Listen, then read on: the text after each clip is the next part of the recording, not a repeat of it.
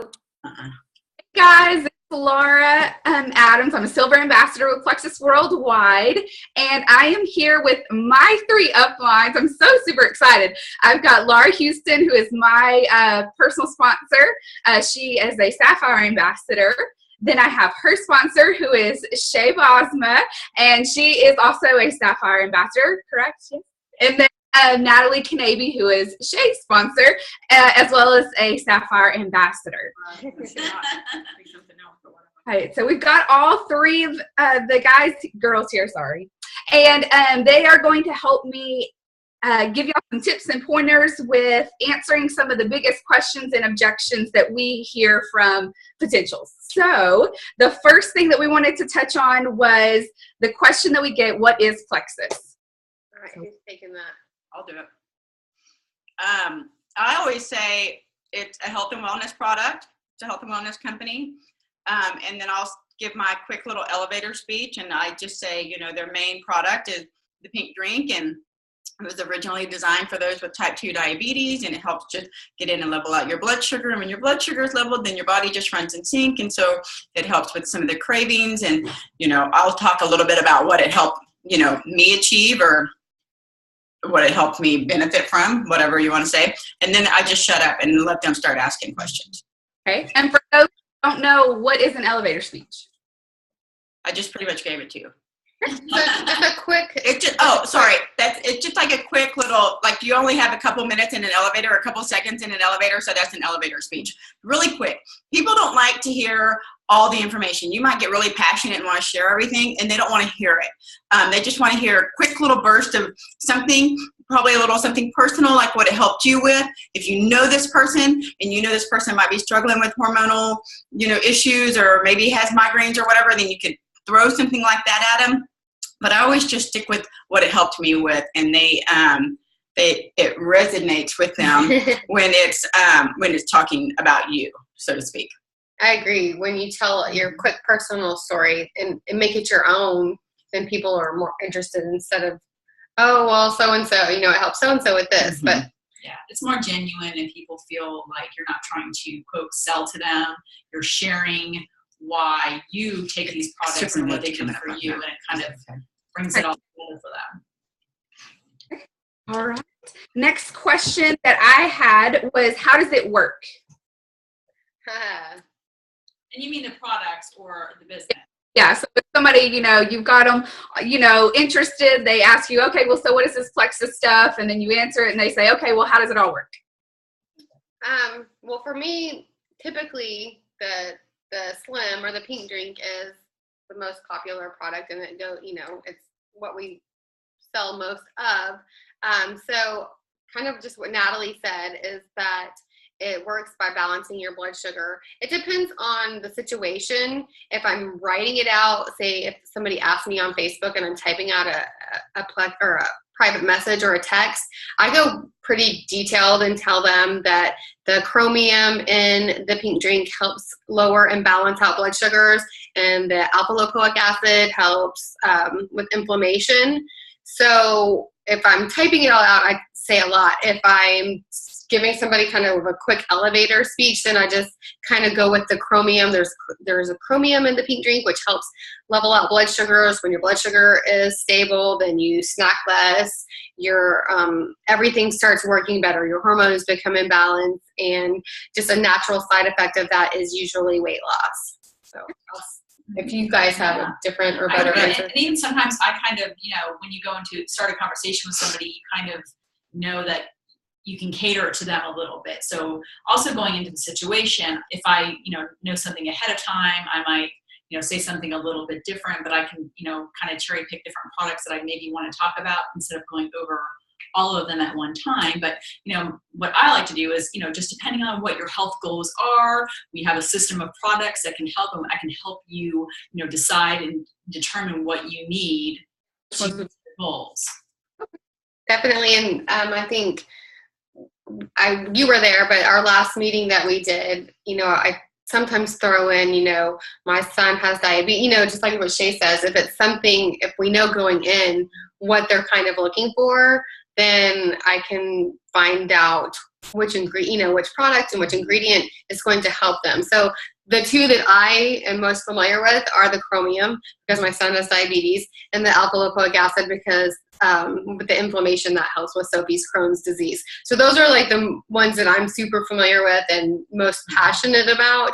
But again, when you're, going in who you're talking to, you might focus on, and if anybody needs an ingredient list or a detailed list of what the ingredients do, I have that, and I'm happy to share that with anyone. Awesome. Okay, so I also wanted to kind of move into objections. So, you've gone through the spiel, you've told them what Plexus is, and, how does it work? And so then there's, you're going through the options for ordering. And of course, once you get to the wholesale, it sounds great, because you get it at the cheaper price, but then come the objection, it's too expensive. So what do you say to that? Well, I always say, Natalie just said the word earlier, so I'm going to steal it from her, but it's all relative to the person. It's like what they want to spend their money on. They may think, going out and buying a new car or a new outfit or whatever is really expensive, but if they want it, they're going to find a way to do it if it's important to them. So if they're truly ready to make a change and invest in themselves and invest in their health, that's kind of something that they need to consider. And also, I have found that people typically, once they start taking the products and are getting better health, they're not spending as much on like groceries, eating out, fast food, even like over-the-counter medicines, even prescription medicines. So it's kind of like, I know going into it, people are like, gosh, it's so expensive, because when you're looking at that sticker, you're like, okay, $100, $130, whatever. It's kind of overwhelming, but over time, they're going to kind of see the payoff. But really, my main go-to is, it's just, what you are committed to doing, and it's only expensive if you don't want it, but if you want it, it's not expensive. Right. And I never, want them to feel pressured into. Right. Yeah. But just for me personally, before I started Plexus, I was drinking 5 Diet Cokes a day, and now I don't drink any. So there's savings right there that, I could put back into the product, and you're going to be snacking less. You're going to be, I remember another girl on our team, she had a terrible sweet tooth. She had the horrible candy habit, and she would stop everywhere, and she kept them hidden in her car console. And, just little things like that really add up. Even if I know my neighbor that I still haven't gotten on Plexus, they go to the Quick Trip every day and get one of those big, soft drinks, those add up. And so for me, Plexus, those things are way too sweet. You don't want them anymore. And that's a huge savings just right there when those things start going away. And also something that I do, depending on how well I know the person, I might, I'm going to read to you what I did to one client. And mind you, you can see right here, I don't know if you, 3 different times where I've reached out to her and she finally responds. And the last thing I said was, so I've been thinking a lot about you and your situation, and I'd love to help you. And I don't do this very often, and a lot of times by doing this, they don't ever take me up on it. So I don't necessarily recommend what I'm about to say, but it's kind of a good way of figuring out. I'll tell you how this one ends. So it says, what if I helped you fund? I know if you gave me 60 days, it would change your life. I promise. I don't want to push it on you, but I wanted to let you know that I was thinking about you and would love to help you. Okay. So then she says, thanks for thinking of me. I'm willing to try. At this point, I'm considering moving and starting on antidepressants. So this would be a lot easier and cheaper. And so she tells me when she's going to try to do it. And she actually did try it. It wasn't working very well from her phone. Right. But, so that was a way, because she was telling me that she just couldn't afford it at that point. But she didn't know what she didn't know. She didn't know the areas that it was going to be able to help her. And then I think when you kind of take that off the table, take that excuse, it's an excuse, right?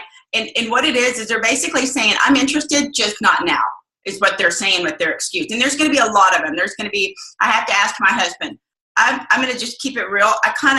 I never ask anybody any permission to do anything. So to me, that's always kind of an excuse too. I can't afford it. So if you do turn around and just say, what if I offer to help you? You aren't saying how much you're going to help. You aren't saying how you're going to help. But if you kind of take that excuse off the table, it's really interesting. 9 out of 10 times they respond with, okay, I'll go ahead and do it. Because they feel like you have that belief in them that much. And I think maybe just a little bit, they feel a little guilty that you are believing in it that much and that you're willing to help them. They never, ever take me up on it. Very rarely do they do it. But, and then even at that, again, I always get too wordy, but even at that, I've only had that happen one time and I made them do it. And then after they took it for 30 days, then I either gave them something. So they didn't really know what the help was. Does that make sense? So just find it interesting that when you take that excuse off the table, how they end up coming around a little bit. I like that. I hadn't thought about it, approaching it that way, but I like it. But you're not saying, I mean, I did say help you fund, but you can just say, what if I were to help you? I believe in it that much. Then they're like, oh, okay. Sure. Yeah. It doesn't seem so scary. I think that's probably the first excuse people have because it's the most convenient thing to say, rather than say, well, it's something new. I'm afraid of what's new. So. And a lot of times they have these excuses, but they really don't know. Like I say, they don't know what they don't know. And so they're just coming up with excuses because it's kind of new territory. And I don't really all of a sudden want to start talking about my bowel movements or my weight loss or my this or my that. I mean, seriously, I think they're kind of just putting up this imaginary no wall with ridiculous excuses. And to them, they're valid. They really feel that way because like Laura said, I like how you worded big ticket item. I mean, it does seem like, oh my goodness, that's $100. Well, if you $3 it, $3 it, but that's hard. And there are a lot of times where I just kind of go like this. I'm like, you know what? It's all relevant. If you truly want to feel better and you truly want to lose this weight, or you truly want to go to the bathroom like you say you do, then you'll figure out a way. And then I just kind of back off. And then sometimes I'll just reach back out to him and say, are you ready to make that leap? And then I heard Amy Paul, I think, said that. She goes, just give me 60 days. It's a 60-day money-back guarantee. Give me 60 days. I promise you, if you give me consistent 60 days, you will see a difference and you will be thanking me. And so when she words it that way, even with the financial excuse, they end up coming around.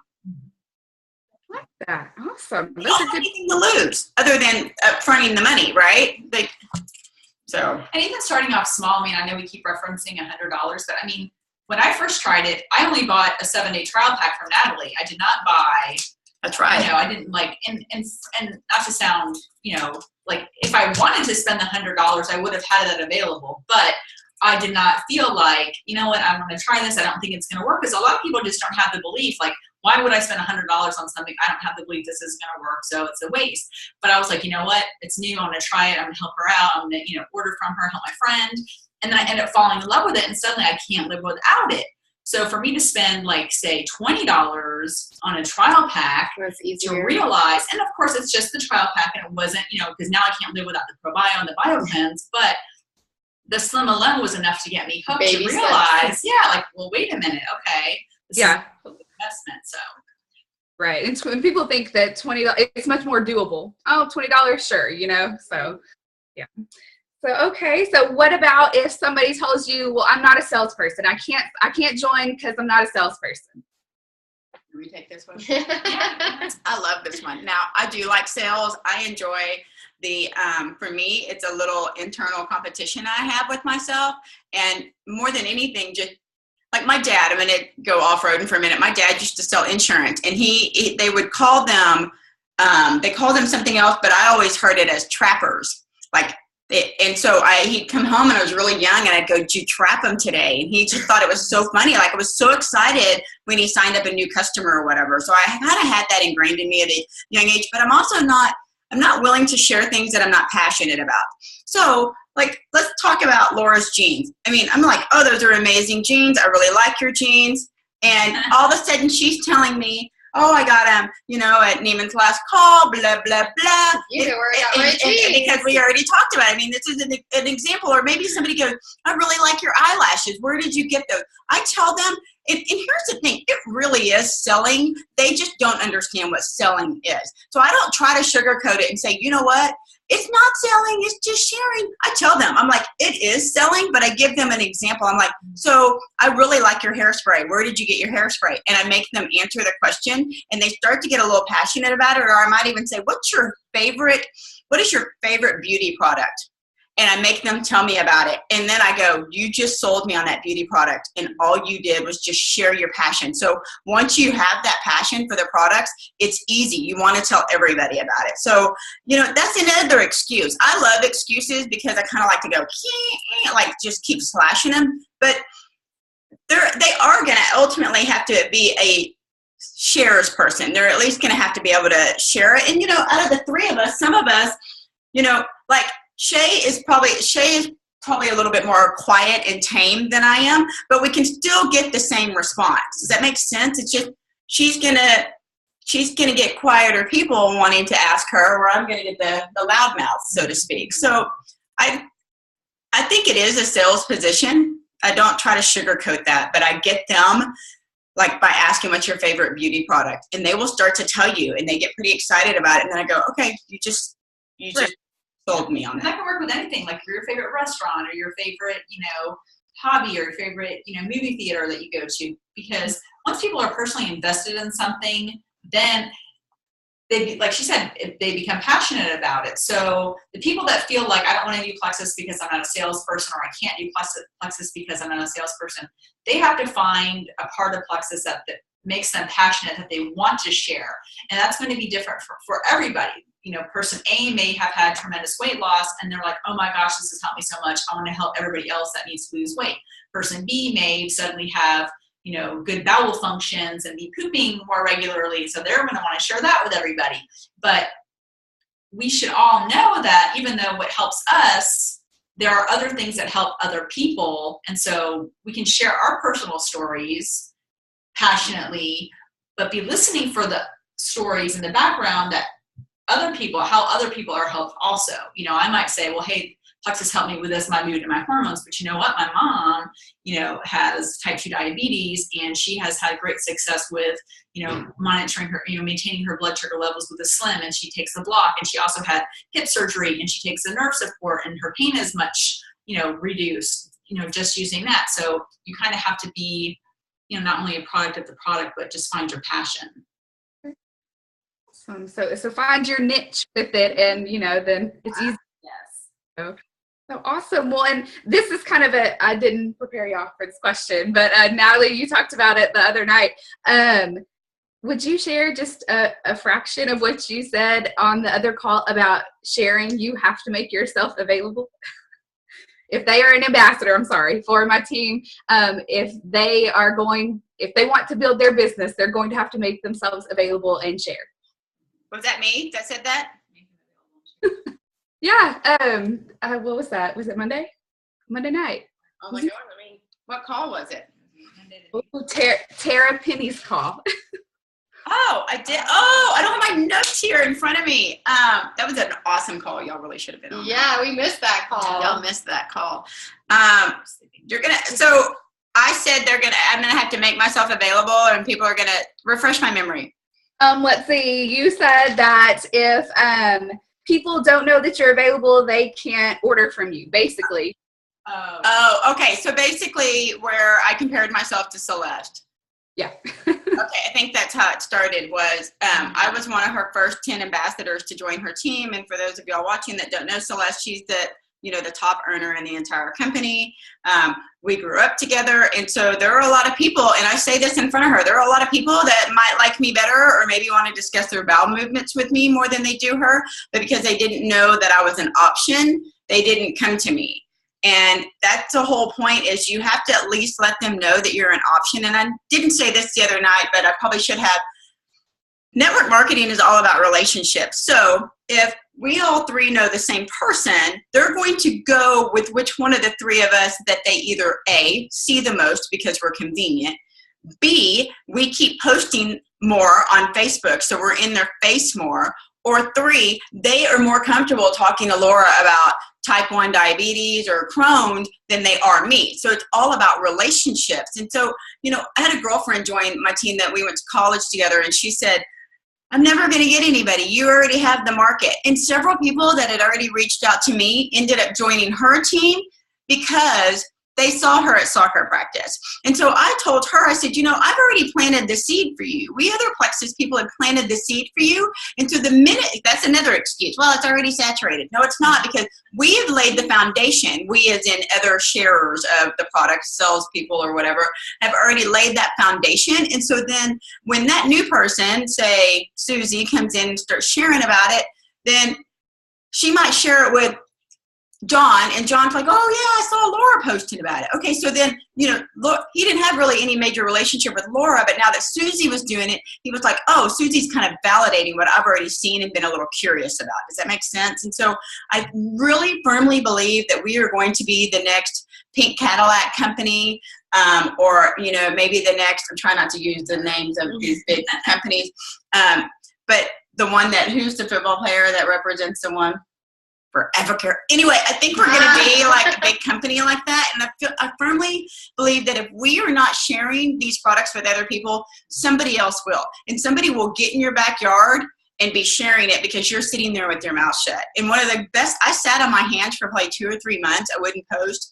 And Celeste did. Now, we're right where we're supposed to be. So I'm not necessarily comparing, but I had an older lady ask me at an event one time, she goes, so what did you do wrong? And I love older people because they can ask such bold questions. And I said, she had 9 months, Celeste had 9 months of being on the product and already building up that belief within herself and had a story. I didn't have that belief yet, but I don't think people need to wait for that belief. I think they just need to even just share, hey, I'm drinking my pink drink today, or whatever the case may be. And people, I mean, I would never have gotten her had I not, I wouldn't have trapped her had I not sent her an email. So you have to share. Find your method of sharing, but be consistent and be bold and do it daily, in my opinion. Is that pretty much what I said? Yes, that's exactly it. Because, you know, I think there's several on the team that are, you know, they share today, but then it's a week or 2 weeks before they post anything again. And then, you know, they have somebody on the line, but then it's like, well, I don't know what happened. They said no. So I just, you know. It's so important. Like, I know when you first started, Celeste, one of the main things she told you was at least post twice a day. You know, I still post once or twice a day. I mean, there's the occasion where I may miss a day or something, you know, super busy. But for the most part, the 3 of us have been with Plexus for over 3 years, and we post consistently every single day. We have larger teams. We've reached different levels in Plexus, but we're never to the point where we're like, oh, I can relax and do nothing now. We still post every single day, and that's what everybody else needs to do, post and share daily. One of the things I want to talk about is when you mentioned saturated, like if anybody comes to the table with an excuse about, well, you know what, all my friends are already doing it, everybody knows about it, it's so saturated. Like she just said, people who may not have been interested before are going to be interested now because you are mentioning it. But if they think that they can't grow within Plexus because it's too saturated, there are people joining every single day who rank fast, who have outranked many others who have been in it for years, who have blown past us, who have been in it for years, in 3, 6, 9 months. Every day they join. So nobody has that excuse that it's saturated and I'm never going to get anywhere because, you know, it's too hard and everybody has done it. Because anybody can start today and be a diamond in, you know, 3, 6 months. Absolutely. And then one other thing I wanted to say is they're watching you and they're waiting for you, whether they realize it or not, they're waiting for you to stop posting. So if they're watching your journey, and that's also, you're reminding them, you're dripping on them every time you post. And so if you stop posting, they're going to stop being interested. Same thing with your team. If you stop leading your team's going to fall off. I've had several people that were senior gold and their team is like, because they did the same thing. They're following you and they're watching you. And so you have to keep that passion alive or people are not going to take you seriously. And even people that'll post. Now, some of you guys watching this, if you have done this, just get back on the horse and get to riding again. But You can't ebb and flow. You just can't, because then people just don't take you seriously. You can't be posting like a house on fire and then all of a sudden back off and not doing anything. And you know what? Well, I've got a lot of stuff going on in my life. Hogwash. We three have a lot of stuff going on in our life. How long does it take to make 1 or 2 posts? It doesn't take long. So that's just an excuse too. And a lot of times I think excuses are driven by fear. You know, they don't know what that success is going to look like, or they become complacent with where they are. But you have to realize that if you become complacent, then your team becomes complacent, and so do your viewers, so to speak. So you have to stay consistent in every area: products, sharing, leading, all the areas. Love it. I love it. You guys are awesome, because that's exactly what, you know, all the excuses that we've heard, that we've, you know, that the team is saying, you know, as far as I can't do this, or, you know, I've fallen off, nobody's interested. Y'all hit all of it. So now. Good. But I appreciate y'all being on the call. This right here, you guys, is awesomeness. This whole upline right here. So we're waiting on y'all. You put them on the spot. You called me out. Yes.